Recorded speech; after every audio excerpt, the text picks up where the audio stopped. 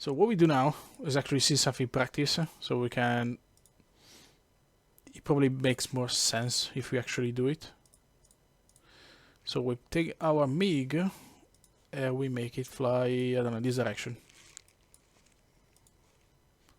Almost looks like a collision-ish. So this way. So the learning the basics of the mission editor is fundamental because you can set up any sort of scenario. So we up, go in the backseat, set up things as I do them every time. So whenever you start your mission, or in this case we spawned, you find a lot of guides around that says reach to Aqua Scan Auto and leave it there.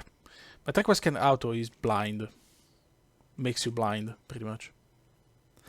Are you familiar with the Aqua Scan limitations already? You want to the track one scan is 20 bars something. Yeah, it's plus minus 20 exactly, or 40 and 2 bars. So I have a sketch on the book. It makes you blind pretty much because you're basically looking from a keyhole, kind of looking, if you're looking through a very small narrow window. So what you want to do is trying to build situational awareness, but you can't see anything if you're looking through a very small window. So what I normally do is range was search either fully open, but it takes 14 seconds ish, or plus minus 40.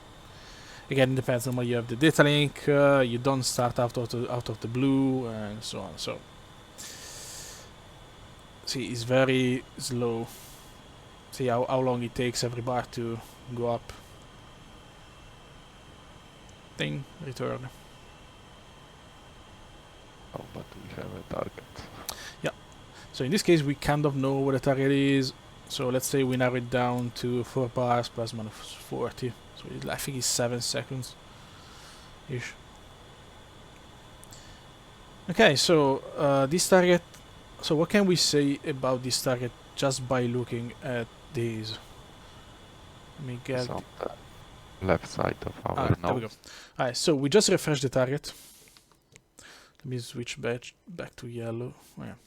So I just refreshed the target and it appeared on the DDD right now. So I have the trace. I have the target has just been refreshed, so it looks, black, kind of, very visible. I see that where the strobe is, which is almost 0, so similar altitude. Yes. And I know the antenna triangle, which is 20 degrees left. Yes. So which means in the relative bearing,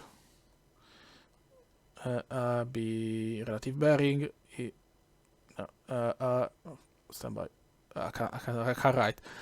Relative BRG. Okay, I made it. I'm tired.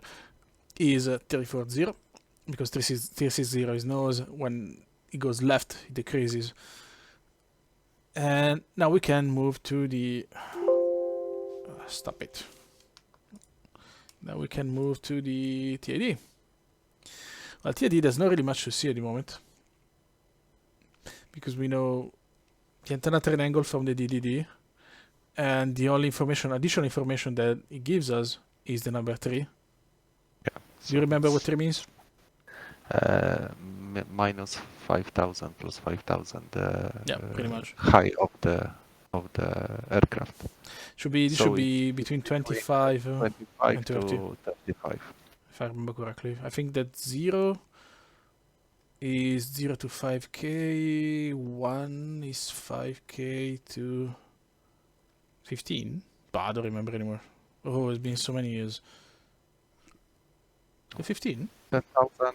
Yes, plus Yeah, minus 15. 5,000. Yeah, exactly. And this is 15, 25, So 3 is 25, 35, I think. Yeah. I'm old. Starting to forget things. Yeah, I haven't done anything like this in 2 years. So, Yeah.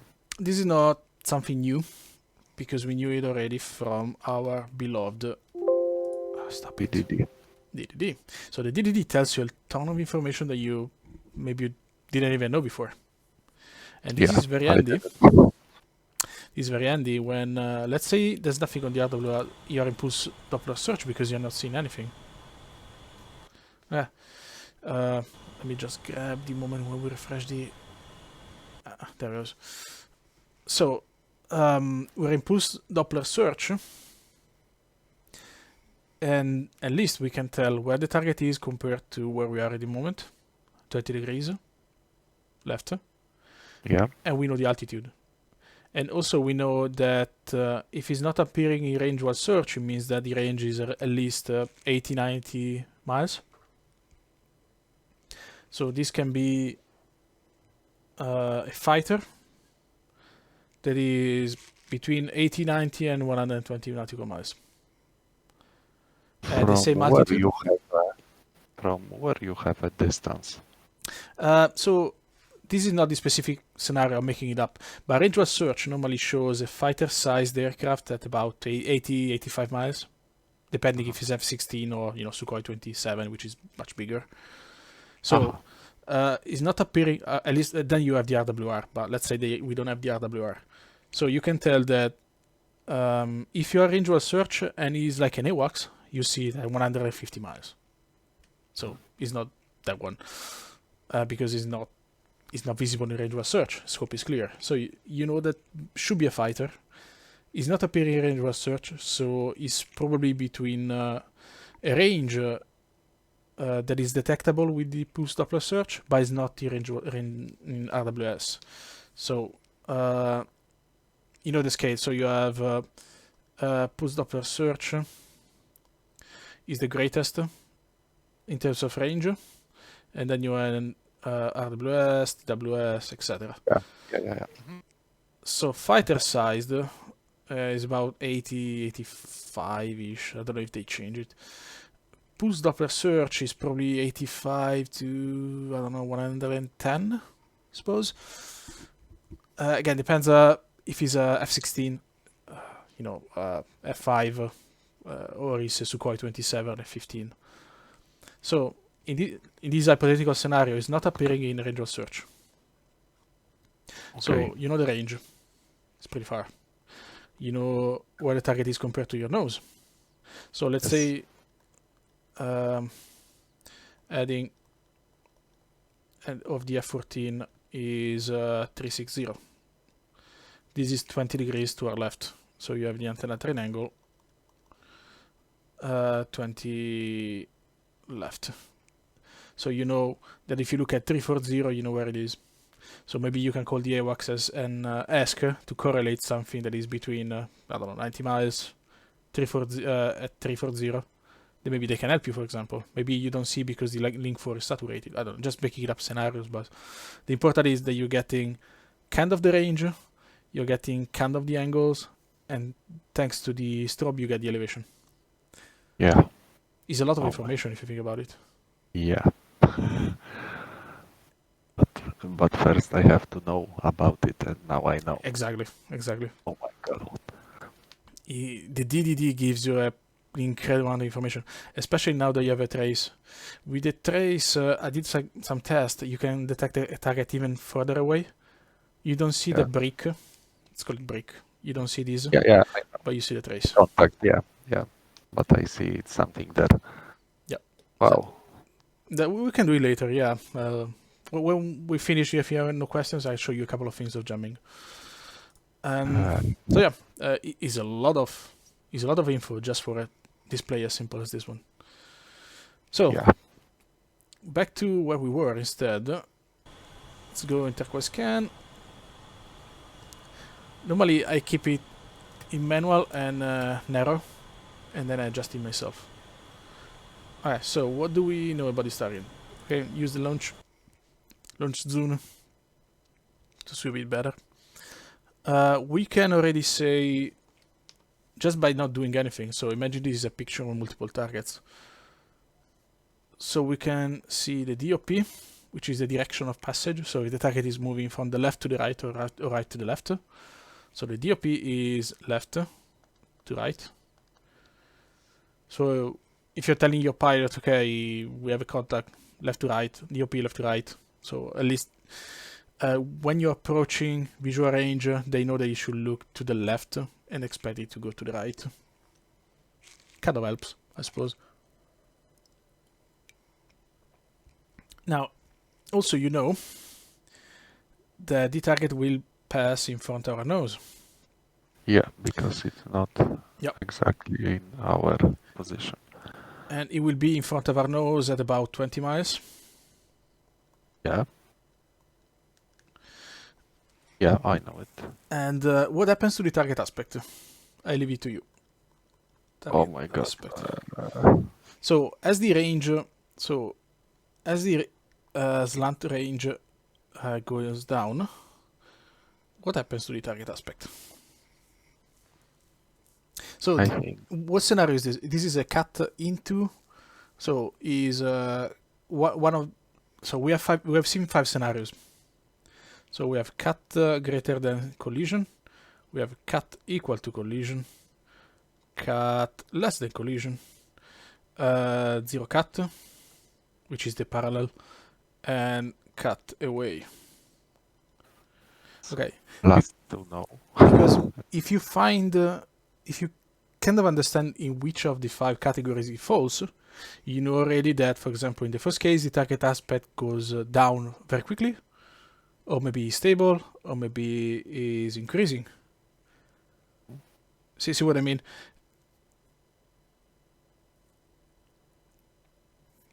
No, I have to read about it.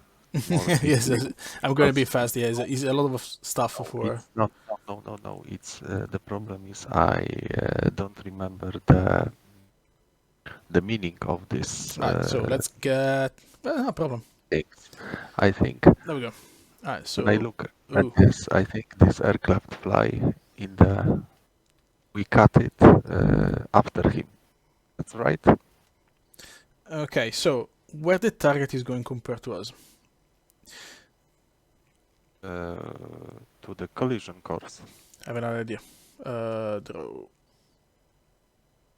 So in this case, what happens is that the F-16 will pass in front of our nose rather than us flying in front of his nose. So in theory, in this case, the aspect should go up or down. What is aspect? It's a line which from our nose to the nose of the enemy aircraft. Yeah, so we do like, so at T0 is this one. Then is this one. So since the target is going in front of our nose, imagine you're stopping at, you're basically in a car and you are waiting at the junction.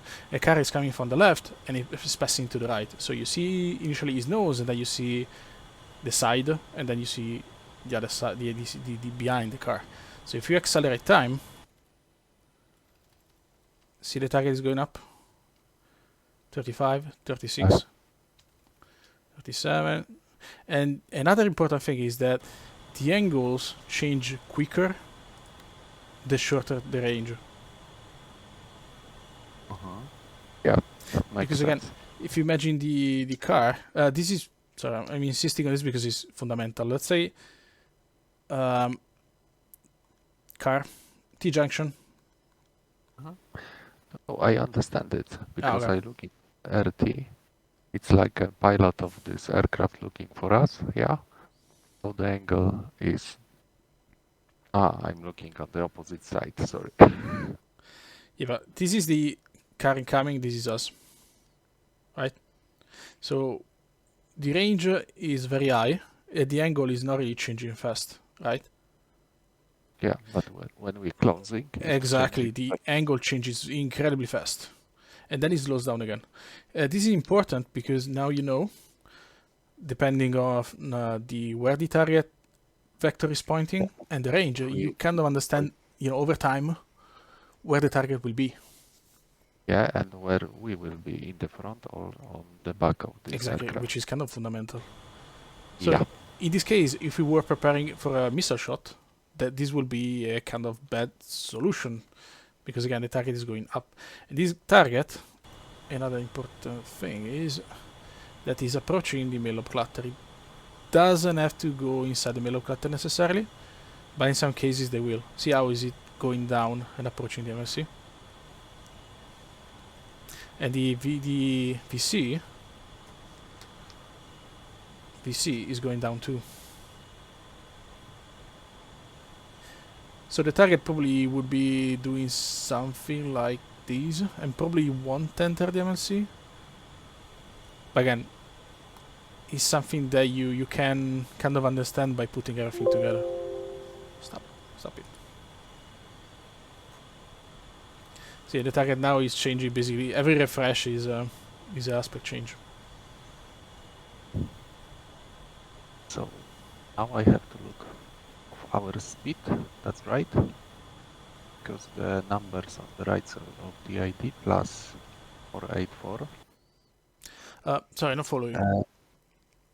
I'm looking on the TID now. Yeah.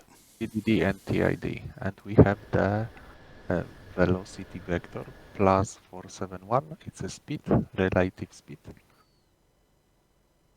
On the TID, on the right side. Yeah, this one. Yeah, it's a relative speed. Yeah. No, this is the So closure rate. Closure rate. Oh, I'm sorry. So it depends of our speed or not. We have to Both of them. VC is calculated as the component of the target plus or minus. Don't remember the second component. So this is basically is how fast we're getting to them and how fast they're getting towards us, if that makes sense. Okay. So practical use is to look to our speed and look for where is the MLC. That's right? The difference of the speed? Not necessarily. Not necessarily. So the target is approaching the MLC, but it is not directly correlated to the closure rate. It is when it's perpendicular. I mean, if so, in this scenario where you're going straight and the other target is going this direction, when the target is in this position, the VC is equal to the speed of the F14. In this case, yeah. This case is notching. But if the target is going this direction and you're here, this is notching, but the closure rate is different. I have no idea how much is it. I can do the math. I have a spreadsheet that calculates how fast it is, but because you should consider the angle between the radar, not yourself, but the radar.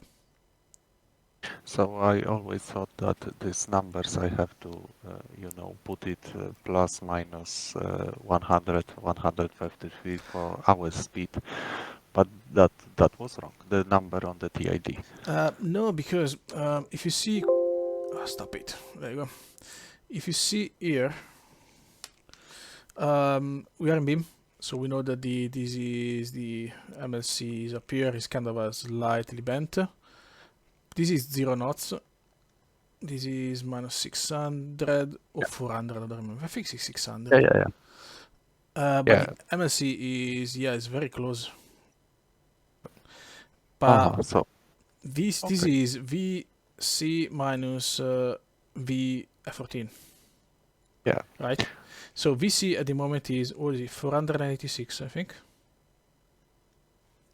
Was it 446? Let me see. I don't know, but No, 300. What am I saying? So for the speed, not look on the TID, but on the DDD to prevent the flying into the main lobe crater. No, what you should do is again the speed on the DDD is VC minus VF14. So you should do 471 minus 330 for simplicity. Which means, was it 140?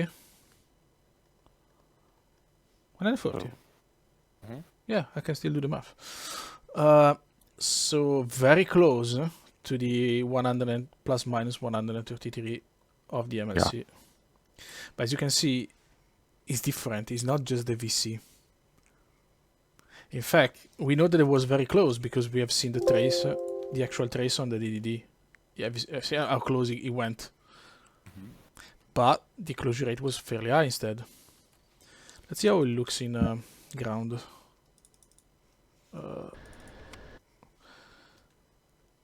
See, it went. He's not really notch. Hold on, zoom. Oh yeah.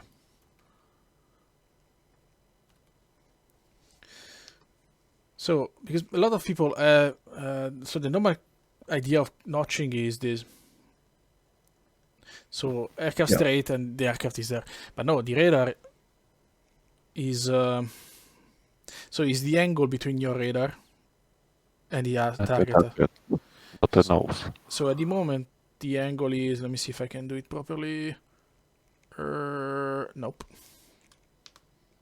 But Come on, I'm terrible in this way. There we go. Alright, so the angle is not 90 degrees. Plus minus tolerance, whatever. But it's very close. It's very close. In fact, we've seen the trace. Does it make sense? yeah, Because so where you're going, it matters only up to a certain point. okay. Chances are that if I now tell Iceman to turn left 5-10 degrees, that will disappear. Shall we do it? For science? No, I think I understand because we're changing the angle and then At that the point, speed it should change. be, yeah. Yeah. Well, let's do it anyway. Related speed change and we put him in the mainland clutter. Yeah, so, oh, no. Oh, stop it. Okay, 5 degrees left. So, he's already in. He's already in the main lob. See, I have a trace return. That's how close we were.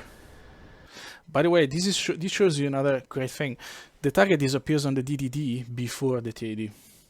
So if you see the return disappearing from the TID, from the DDD, and if you're very quick and very fast to react, you can switch off the main lob clutter. Oh. So It takes about 6 seconds, yeah, to disappear. And we lost the track? Yeah. Or no? We lost the track now, yeah, because see that there's no brake anymore. Yeah, but when I put fast MLC off, so It comes back, and if you're supporting a missile, the missile keeps going. Oh.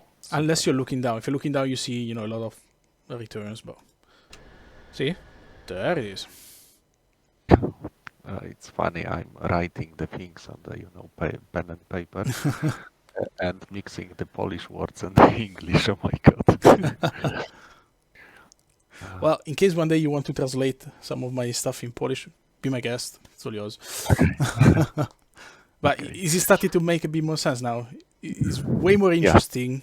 That I mean, I met a lot of people that are approaching the F-14 and say, "Yeah, it's easy." Because I mean, to move the antenna and it's done. No, there's a ton of little things that you should consider, and a ton of little things that if you know them, they give you an advantage. Yeah, you know how to put the antenna. So now, look, we go back to auto. See, it's disappeared. Yeah. And in a second, it will disappear again. See? So, track is back.